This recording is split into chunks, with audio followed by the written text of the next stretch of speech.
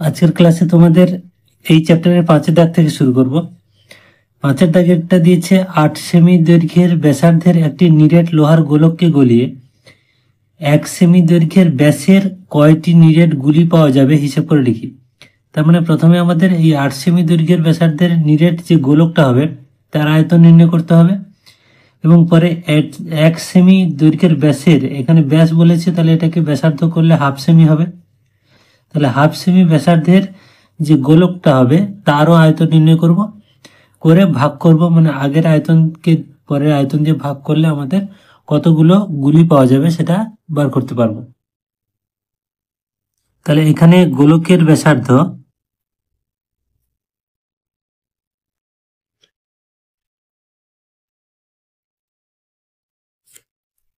আমরা R1 ধরছি। এই গোলকের ব্যাসার্ধ R1 দেওয়া আছে 8 সেন্টিমিটার। তাহলে গোলকের আয়তন কি হবে না, অতএব গোলকের আয়তন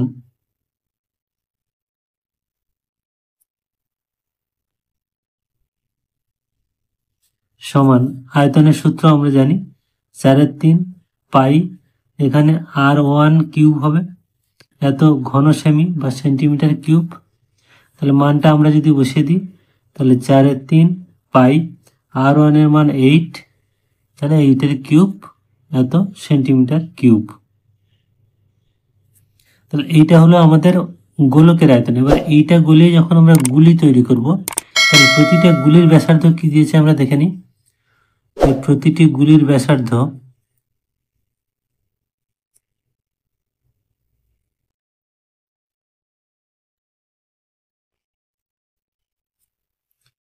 আমরা R2 ধরছি, কারণ আগেরটা আমরা R1 ধরেছি।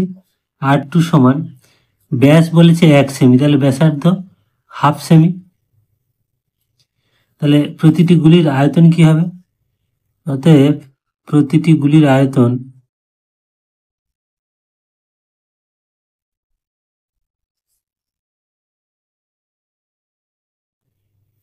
সমান, গুলি মানে সেগুলো গোলাকার শেপ, তাহলে 4/3 পাই, আর এখানে R2 হবে মানে হাফ, তার হোল কিউব এত সেন্টিমিটার কিউব। তাহলে এক একটা গুলির আয়তন এইটা, মোট যে গোলকের আয়তন এইটা। তাহলে এইটাকে যদি আমরা এই মানটা দিয়ে ভাগ করি তাহলে কতগুলো গুলি হবে সেটা পাবো। অতএব গুলির সংখ্যা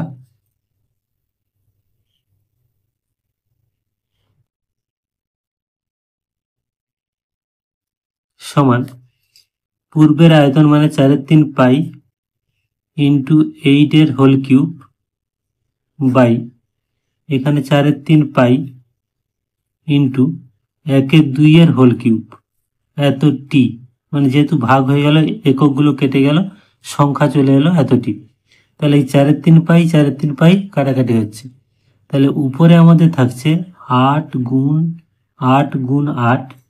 এবার দেখো এই যে 1/2, তাহলে 1/2 মানে এখানে আমাদের যদি উল্টে যায়, মানে নিচে আমাদের এরকম থাকছে 1/2 গুণ 1/2 গুণ 1/2।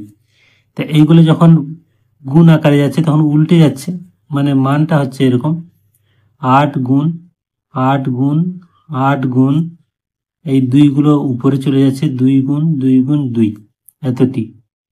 তাহলে এইগুলোকে গুণ করলে হচ্ছে এই 8 28টা 64, আবার দেখো 2 দিয়ে 4 দিয়ে 8 28টা 64, মানে 64 গুণ 64 এতটি।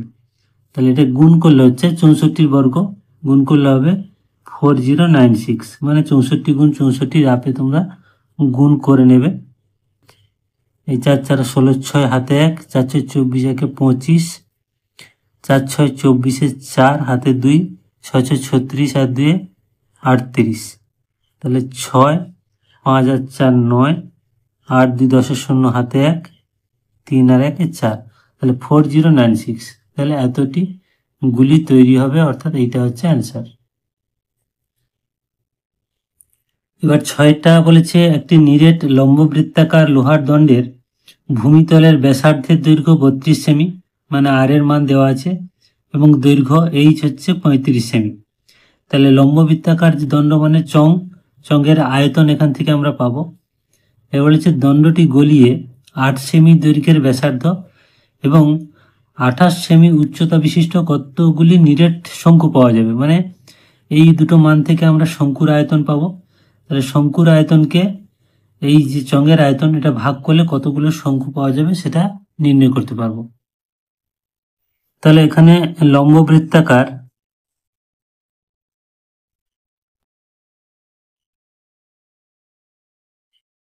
লোহার দণ্ডের ব্যাসার্ধ, এটাকে আমরা আর ধরছি, সেই আর দেওয়া আছে, আর এর মান দেওয়া আছে 32 সেন্টিমিটার। আর উচ্চতা বা যেটা দৈর্ঘ্য বলেছে, উচ্চতা সমান এইচ ধরছি, সেই মানটা দেওয়া আছে 35 সেন্টিমিটার। তাহলে অতএব দণ্ডের আয়তন কি হবে, যেহেতু এটা চঙ্গাকৃতি, অতএব দণ্ডের আয়তন সমান পাই আর স্কোয়ার এইচ সেন্টিমিটার কিউব বা ঘন সেন্টিমিটার। মানটা বসালে পাই ইন্টু আর এর মান কত এখানে 32, তাহলে 32 হোল স্কোয়ার ইন্টু এইচ এর মান 35 এত সেন্টিমিটার কিউব। এটা হয়ে গেল আমাদের লোহার দণ্ডের আয়তন। এবার প্রতিটি শঙ্কুর ব্যাসার্ধ দেওয়া আছে, উচ্চতা দেওয়া আছে। প্রতিটি শঙ্কুর ব্যাসার্ধ, এটাকে R1 ধরলে, যেহেতু আগে আমরা আর ধরেছি এটাকে ধরছি R1, ব্যাসার্ধ দেওয়া আছে 8 সেন্টিমিটার। আর উচ্চতা H1 ধরছি, আগে আমরা H ধরেছিলাম, উচ্চতা H1 সমান 28 সেন্টিমিটার। তাহলে শঙ্কুর আয়তনের সূত্র আমরা জানি, অতএব প্রতিটি শঙ্কুর আয়তন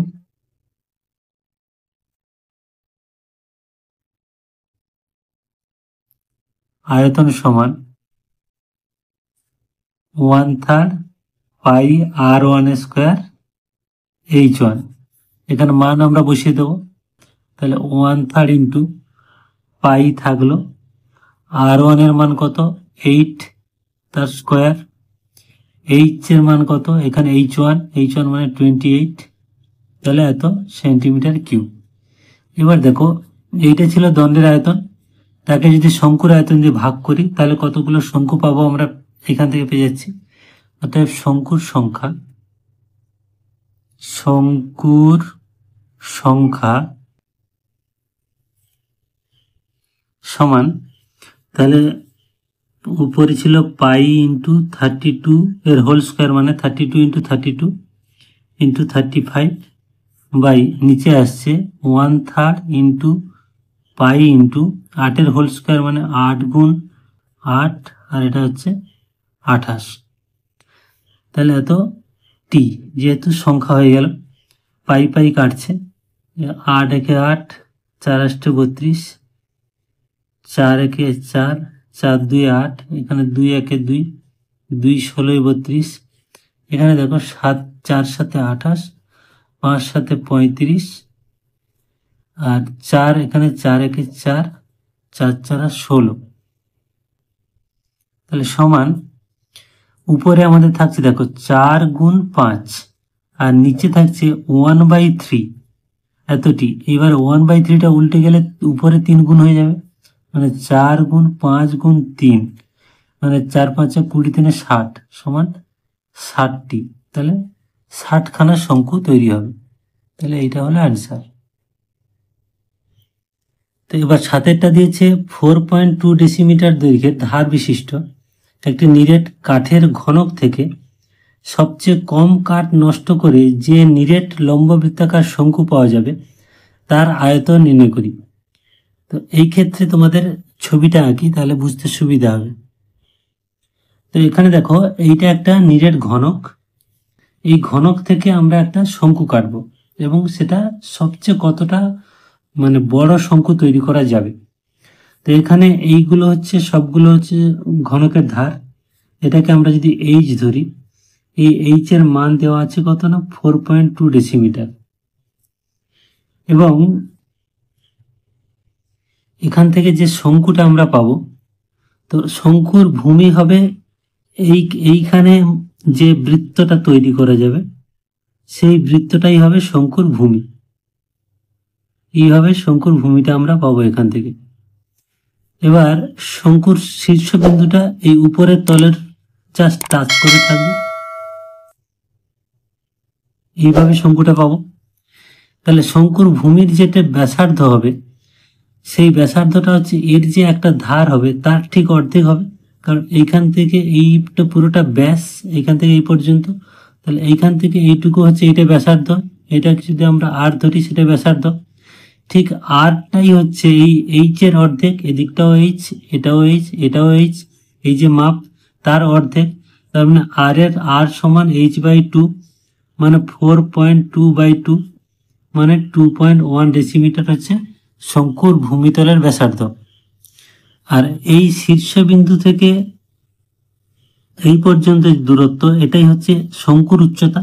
দেখো শঙ্কুর উচ্চতা আর এই যে ঘনক তার উচ্চতা বা তার একটা ধার দুটোই কিন্তু সমান। এটাও কিন্তু এইচ, এটা এইচ, এটাও এইচ, একই হাইট। তাহলে এখানে আমরা লিখে নিচ্ছি যে শঙ্কুর উচ্চতা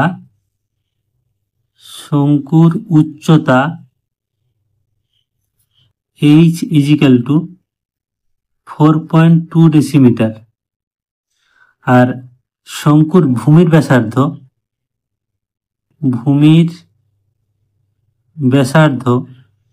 আর ইজিক্যাল টু 2.1 ডেসিমিটার। তাহলে অতএব শঙ্কুর আয়তন কি হবে? অতএব শঙ্কুর আয়তন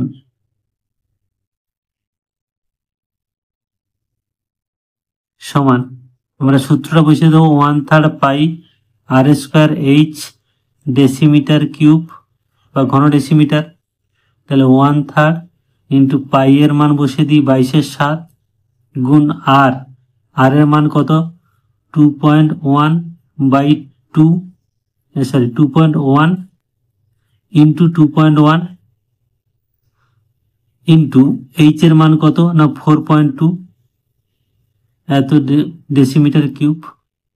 এবার দেখো এই দশমিকগুলো আমরা তুলব, এই দশমিক তুললে নিচে 10 ইন্টু এখানেও দশমিক তুললে নিচে 10, এটার ক্ষেত্রেও তাই দশমিক তুললে নিচে 10। এবার কাটাকাটিগুলো করে নেব। 7 একে 7, 3 7 21, 3 আর 3 কাটলো। তাহলে আমাদের উপরে কত থাকলো 22 ইন্টু 21 ইন্টু 42, আর নিচে থাকলো একের পিঠে 3টে শূন্য, এত ডেসিমিটার কিউব। এবার দেখো এই তিনটেকে গুণ করে আমরা এই দশমিক সরিয়ে দিলেই কিন্তু হয়ে যাবে, কারণ এখানে হাজার যেহেতু আছে 3 ঘর দশমিক সরে যাবে। তাহলে এইটাকে আমাদের এই তিনটেকে গুণ করতে হবে। অথবা আমরা আরেকটা কাজ করতে পারি, আমরা এই ডেসিমিটারে উত্তর রাখতে পারি, আবার সেন্টিমিটারেও নিয়ে যেতে পারি।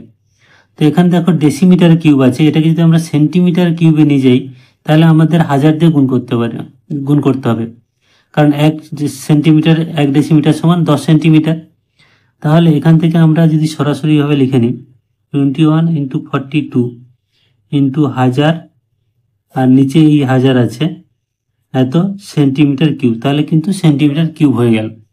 এবার আমাদের এই 1000 কেটে গেল, এই তিনটেকে গুণ করব। তাহলে তিনটেকে আলাদা আলাদা গুণ করে নেবে, গুণ করলে হবে 19404, তাহলে এত সেন্টিমিটার কিউব। তাহলে এটা হলো অ্যান্সার। তাহলে এই তিনটেকে গুণ তোমরা রাফে করে নেবে। তো এবার 8-এর দাগে দিয়েছে একটি নিরেট গোলক এবং একটি নিরেট লম্ববৃত্তাকার চঙ্গের ব্যাসার্ধের দৈর্ঘ্য সমান। ভূমির ব্যাসার্ধের দৈর্ঘ্য, চঙ্গের ভূমির ব্যাসার্ধ আর গোলকের ব্যাসার্ধ একই এবং তাদের ঘনফলও সমান, মানে দুজনের আয়তন একই। চংটির ব্যাসার্ধের দৈর্ঘ্য এবং উচ্চতার অনুপাত হিসেব করি। তাহলে এখানে দেখো এইটা গোলকের ব্যাসার্ধ আর এখানে চঙের যে ভূমির ব্যাসার্ধ সেটাও আর, এবং উচ্চতা আমরা এইচ ধরলাম। তো এটা লিখে নিই যে ধরি গোলকের ব্যাসার্ধ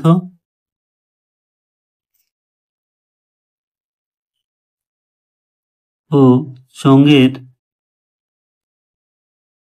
ভূমির ব্যাসার্ধ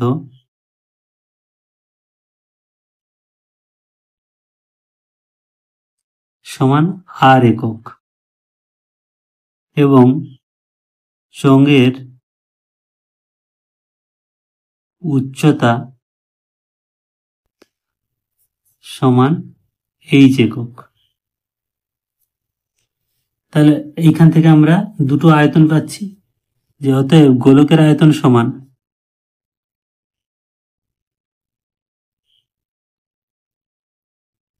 সূত্রটা আমরা জানি কি 4/3 পাই আর কিউব ঘন একক, আর চঙের আয়তন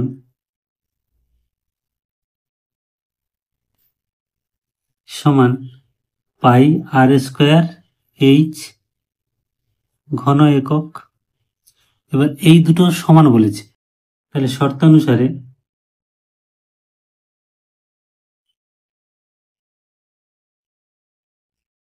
এই 4/3 পাই আর এর কিউব ইজিক্যাল টু পাই আর স্কোয়ার এইচ, এই দুটো সমান।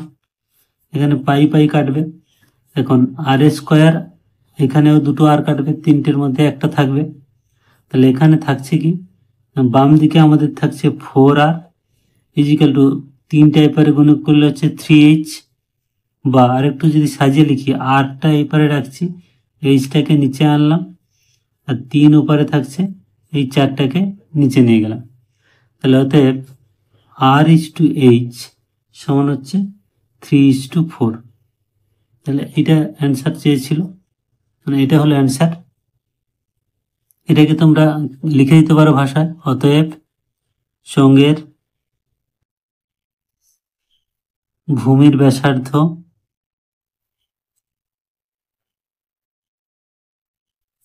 ও উচ্চতার অনুপাত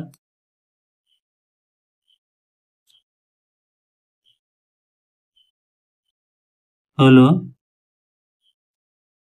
3/4।